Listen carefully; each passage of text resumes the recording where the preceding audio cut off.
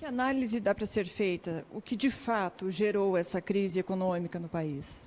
Bom, em primeiro lugar, o Brasil não teve só uma crise econômica, a gente teve várias crises, a gente teve uma crise moral, uma crise política e uma crise econômica. Em parte, a crise econômica foi causada pelas outras duas, mas apenas em parte. Em segundo lugar, do lado estritamente econômico, o primeiro mandato do governo da presidente Dilma gerou uma série de desequilíbrios econômicos que foram crescendo até que eles levaram à crise, em particular três. Um de contas públicas, o governo gastou o dinheiro que tinha e o que ele não tinha, e a situação das contas públicas foi se deteriorando, particularmente depois de 2014, que por conta da eleição o governo acelerou muito os gastos.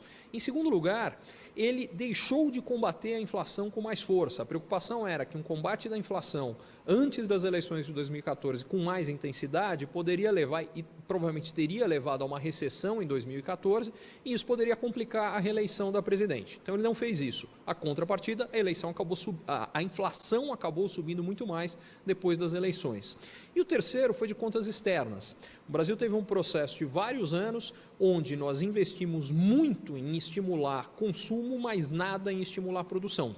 Ficou muito caro produzir no Brasil porque cresceram salários, cresceu custo de aluguel, cresceu o custo de matéria-prima e as empresas cada vez mais pararam de produzir no Brasil. Elas começaram a levar a produção para fora do Brasil. Isso fez com que as nossas exportações crescessem menos e as importações crescessem muito. Balança começou a se desequilibrar. A soma desses três desequilíbrios explica a crise. A boa notícia é que dois desses desequilíbrios já estão resolvidos. O de contas externas hoje, com a alta do dólar e com a própria recessão brasileira, ele está para lá de resolvido. Esse ano o Brasil vai ter o maior superávit da balança comercial na história. O segundo, que é de inflação, a inflação vem caindo há um bom tempo. Agora em setembro foi a mais baixa para o mês de setembro em 18 anos. A inflação pelo IPCA 15 em outubro foi a mais baixa em 2 anos e especificamente para o mês foi a mais baixa também em mais de 10 anos.